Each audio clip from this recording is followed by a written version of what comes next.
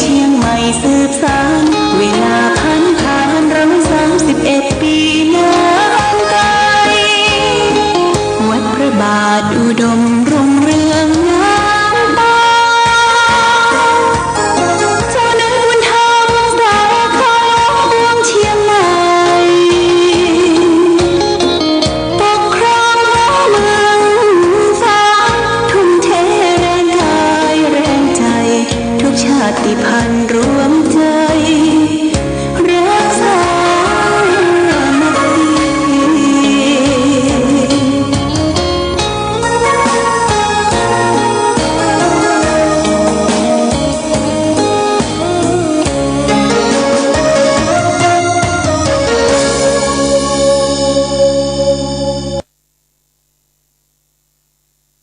เจริญสุขศรัทธาสาธุชนญาติโยมท่านพุทธบริษัททั้งหลายวันนี้รายการธรรมประทีปส่องต่างก็ได้มาพบปะกับพ่อแม่พี่น้องศรัทธาสาธุชนญาติโยมแห่งครั้งหนึ่งก็ในช่วงนี้ก็เป็นช่วงเข้าในเขตเทศกาลสังขารล่องปีใหม่เมืองญาติโยมท่านสาธุชนทั้งหลายก็เริ่มไปทำบุญสุนทานใส่บาตรญาติปกดานกวเข้าขันเข้าก็ทยอยกันไปญาติโยมวัดที่เราเคยไปสาธุชนญาติโยมท่านพุทธบริษัททั้งหลายวันนี้รายการธรรมประทีปส่องต่างก็ได้มาพบปะกับพ่อแม่พี่น้องศรัทธาสาธุชนญาติโยมแห่งครั้งหนึ่งอากาศตอนเช้าวันนี้ก็พอดีบ่ฮ้อนบ่หนาวแต่ว่าผลกระทบทางการได้ประกาศปัจจุบันนั้นก็คือเรื่องของหวนพิษจากการเผาขี้เหี้ยเผาป่าพ่องแล้วก็นอกจากนั้นก็จากหวนพิษรถยนต์ที่เดินควักไฟกันไปมาอันนี้มีผลกระทบต่อระบบการหายใจของผู้คนที่อาศัยอยู่ในโซนในโลกใบนี้ญาติโยมอู้ถึงควันพิษอู้ถึงไฟนี่โอ้ย้อนไปถึงปุ้นที่ประเทศออสเตรเลียญาติโยมประเทศออสเตรเลียนั้นเป็นทวีปเป็นประเทศที่ใหญ่เมื่อออกพรรษาอาตมาภาพได้มีโอกาสได้ไปร่วมในการทำบุญทอดกฐินกับคณะสงฆ์จังหวัดเมืองกาญจนบุรีเพิ่นได้ไปสร้างวัดสร้างวาหลายรัฐในประเทศออสเตรเลียตอนนั้นป่าไม้ยังดีอยู่ญาติโยมเด้อป่าไม้ใหญ่19เล่ากำปดโตเป็นป่าดงทึบแต่ว่าใบไม้ป่าไม้นั้นเปิ้นหล่นลงมาแล้วก็มันถมทองกันไว้เป็นชั้นเปิ้นบ่สามารถที่จะไปเคลียร์ไปอย่างใดแต่มีปัญหาที่ว่ามีไฟป่าเกิดขึ้นเป็นประจำที่ประเทศออสเตรเลียทำให้ไฟป่าได้ไหม้ไต่ลามชุกชนไปทั่วและโดยเฉพาะอย่างยิ่งบ้านที่เป็นบ้านพักหรือแม้แต่วัดที่สร้างอยู่ในโซนของป่าไม้ก็ถูกไฟคลอกไฟเผานอกจากนั้นก็เป็นที่น่าสังเวชสลดใจเมืองประเทศออสเตรเลียเนี่ยเป็นเมืองจิงโจ้เมืองจิงโจ้นี่ญาติโยมมันมีเท้าแข็งแรงอยู่ตั้งหลัง และเท้าตั้งหน้าเนี่ยก็มาสามารถที่จะเดินสี่เท้าได้เวลามันวิ่งมันเดินเนี่ยมันหกขยกนะจิงโจ้มีในประเทศออสเตรเลียและหมีคอล่ามีนางอายเนี่ยนะมีนักตายเป็นล้านตัวญาติโยมนะเป็นตายเป็นล้านตัวเพราะฉะนั้นทางประเทศต่างๆก็ให้ความช่วยเหลือให้กำลังใจในการดับไฟในการป้องกันอัคคีภัยที่ประเทศออสเตรเลียซึ่งเป็นประเทศที่เกาะใหญ่เป็นเกาะใหญ่นี่ก็เกิดขึ้นเกิดไฟธรรมชาติเกิดขึ้นและควันไฟที่เปิ้นถ่ายทำมันปิวว่อนไปทั่วเป็นไอโซนเป็นควันของรับการกระทบกระเทือนทั้งโลกเนี่ยญาติโยมนะมันเป็นประเทศที่ใหญ่อันนี้เกิดขึ้นเนี่ยไฟไหม้ใต้ลามเป็นสิ่งสำคัญยิ่งหน้านี้ก็เป็นยิ่งที่จะมีใบไม้ใบหยังหล่นทับถมขึ้นมาพ่อแม่พี่น้องศรัทธาอยู่ตามบ้านตามจองก็ช่วยดูแลพอก่อยเก็บกวาดทำความสะอาดทางที่ดีแล้วก็ขุดหลุมฝังขุดหลุมน้อยๆใบไม้ในฝังเป็นปุ๋ยไปเลยถ้าฝนตกลงมามันก็ยุ่ยย่ายและเป็นอาหารของปลวกเป็นอาหารของมดต่อไปนี่ต้องระมัดระวังจัดโยมเนอะอากาศของโลกอากาศของบ้านเฮามันกำลังแปรปรวนเมื่ออากาศแปรปรวนแล้วก็ทำให้ผู้คนที่มีชีวิตแม้แต่สัตว์ทั้งหลายก็จะรับผลกระทบกระเทือนจากโรคภัยไข้เจ็บเป็นโรคไอเป็นโรคอิดแล้วก็เป็นไข้หวัดเนี่ยเกิดขึ้นอันนี้ต้องระมัดระวังเมื่อมีผลกระทบเกิดขึ้นแล้วก็ไปหายาหาหมอที่เปิ้นมีความรู้และชำนาญหมอโรงพยาบาลตำบลก็ดีโรงพยาบาลของรัฐโรงพยาบาลใหญ่ญาติโยมก็ต้องไปหาโรงพยาบาลเวลามีไข้หวัดใหญ่ที่กำลังฮือกันที่มาจากประเทศต่างประเทศบางประเทศเนี่ยเพิ่นก็ว่าเป็นไข้หวัดใหญ่ที่สำคัญเขาก็ต้องฟังข่าวเสพข่าวทางตาทางหูทางตาก็ได้หันทางหูก็ได้ฟังทางจิตใจเขาก็คิดปรุงแต่งไปนี่เรียกว่าผ่านมาทางหูทางตาทางใจเรียกว่าเป็นประตูเข้าประตูนี่เป็นห้องวัดทวารทั้งสามเมื่ออู้ถึงประตูและทวารทั้งสามวันนี้ก็จะเอาเรื่องของทวารสามเนี่ยมาปูจาเสนอให้แก่ศรัทธาญาติโยมทวารนี่แปลว่าช่องหรือทางออกหรือเขาเรียกง่ายๆว่าทางประตูทวารสามนี่แบ่งเป็นสามก็คือหนึ่งกายทวารคือกายสองวจีทวารคือวาจาสามมโนทวารคือใจก็ทวารแปลว่าช่องหรือทางออกอันเป็นที่มาแห่งความดีหรือความชั่วก็ได้ท่านจำแนกไว้เป็นสามทางก็คือหนึ่งกายทวารคือกายได้แก่การกระทำทางกายเช่นว่าการฆ่าสัตว์การลักทรัพย์การประพฤติผิดในกามจัดเป็นกายทวารใช้คือคนอื่นท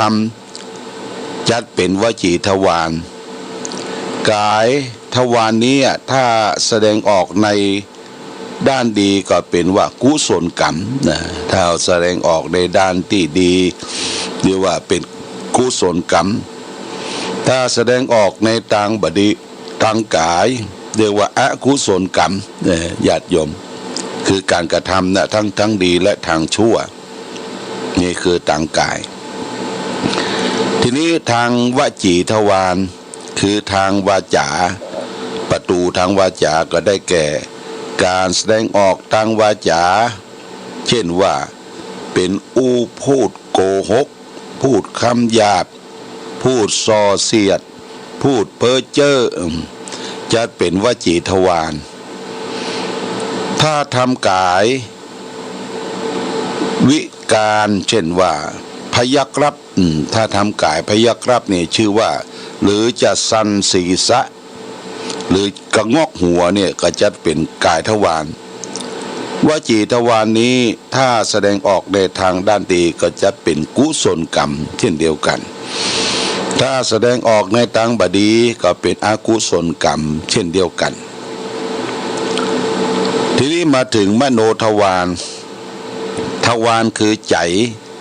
ก็ได้แก่การแสดงออกทางจิตใจเช่นว่าความคิดโลภอยากได้ของคนอื่นคิดพยาบาทปองร้ายผู้อื่นหรือคิดเห็นผิดจากทำนองคลองธรรมคิดว่าทำดีได้ดีทำชั่วได้ชั่วหรือคิดว่าทำดีบ่ได้ดีทำชั่วได้ดีอย่างเนี้ยเรียกว่าพิษจากทำนองคลองธรรมจัดเป็นมโนทวารการลูบคำพัสดุที่อยากได้ด้วยจิตคิดจะลักนี่เปิ้นว่าเป็นกายทวารการบ่นว่าอย่าทำให้อย่างดีหนอที่จะได้พัสดุได้สิ่งของนั่นมาก็จัดเป็นวจีทวารมโนทวารเนี่ยถ้าแสดงออกมาเป็นด้านดีก็เป็นกุศลกรรมญาติโยมอันนี้ก็เวลาเราจะกินจะทานจะทำบุญสุนทานแบบประเพณีล้านนาเฮาก็มีพ่ออาจารย์หรือมัคคนายก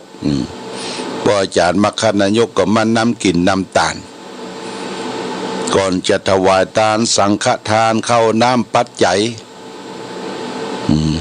เปิ้นก็เอาน้ำส้มปล่อยมาใส่ขันเอาดอกเข้าใส่ขันน้อยแล้วก็พ่ออาจารย์มัคคนายก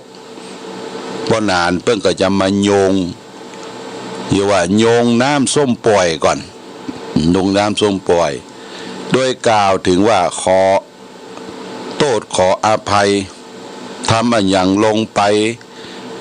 ได้ห่อได้แนบได้คัดได้สีได้ปัดได้วีได้ย่ำเตียวกายด้วยทวารทั้งสามกายะกัมมังวจีกัมมังมโนกัมมังอันเกิดขึ้นจากทางกายทางวาจาทางใจเนี่ยขอได้อโหสิกรรมอย่าให้ได้เป็นนิวรธรรมกรรมอันหยาบช้ามากัดกั้งบังในการทำบุญสุนทานสุมาครัวตาลญาติโยมสุมาครัวตาลเมื่อสุมาครัวตาลแล้วก็เพื่อจะให้ครัวตาลนั้นบริสุทธิ์บ่คือมีมละมนทินหยังแล้วก็เจิญเทวดาแห่งญาติโยมเจิญเทวดาที่รักษาสถานที่ภูเขาเหล่ากาตาน้ำนาทีเทวดารักษาตนตัวมาเป็นสักขีพยานในการตานเจิญเทวดา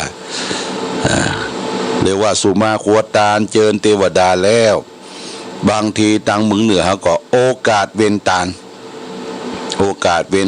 ห้ำของกินของทานที่ได้มาโดยความบริสุทธิ์ใจส่วนหนึ่งก็จะได้ทานถึงพระพุทธพระธรรมพระสงฆ์พระรัตนตรัยแล้วก็ส่วนหนึ่งก็บ่งบอกทานไปถึงคนที่ได้ล้มหายตายจากหรือคนที่เป็นประธานจัดงานให้ได้เสวยให้ได้รับส่วนกุศลปัจจัยของกินของทานนั้นเพราะอาจารย์ถ้าโอกาสเว้นทานแล้วถ้าโดยมัคคะตามภาษาบาลีตามภาษาบาลีกล่าวแล้วว่าไปจะนั้นเปิ้นกระบะถวายละทางเมืองเหนือเนี่ยนะถ้าโอกาสเว้นทานกระบะถวาย ถ้าจะถวายก็ว่านะโมสามจบถวายไตรยทานถวายวัตถุทานต่างๆได้กล่าวบ่งบอกและว่ามีความพร้อมเพียงกันที่จะยกประเคนยกทานอันนี้ก็คือทำให้มันบริสุทธิ์สุมาควตานจากการกระทำด้วยกายกรรมังวจีกรรมังมโนกรรมังสัญจิจะโตสังอสัญจิจะโตสังด้วยความตั้งใจก็ดีด้วยความบ่ตั้งใจก็ดีเพื่อขอขมาลาโทษโตสะหรือเวลาห่อเข้าห่อปลาแนบเนื้ออย่างต่างๆเนี่ยลูกให้อ้อนอยากกินนั่นกินนี่เนี่ยญาติโยมมันจังมีลูกแต่ก่อนเปิ้นแห่ห่อขนมจ๊อกลูกก็อยากจะกินไส้ขนมจ๊อกอยากจะกินนั่นกินนี่ออดอ้อนอยากกินตัวบางทีก็ได้กล่าวได้ว่าได้ทอเป็นกรรมอันบดีทางเมืองเหนือถือว่ากายะกรรมังวจีกรรมังมโนกรรมังทวารทั้งสามเนี่ยฮื้อได้ปฏิบัติดีเนี่ยญาติโยมเด้อกายทวารวจีทวารมโนทวารกายทวารทางกายคือได้ปฏิบัติประตูเนี่ยคือเปิดช่องได้ทางที่ดีเข้าวจีทวารทางวาจาคือเปิดช่องทางวาจาอันเป็นสิ่งที่เป็นกุศลเข้ามโนทวารคือความคิดทางใจเปิดช่องในทางที่ดีเข้าเปิดประตูรับทางกายทางวาจาทางใจถ้าเราเปิดประตูทางกายทำดีเนี่ยญาติโยมก็คือกายกรรมสามก็คือเว้นจากการฆ่าสัตว์เว้นจากการลักทรัพย์เว้นจากการประพฤติผิดในกามข้อกามเม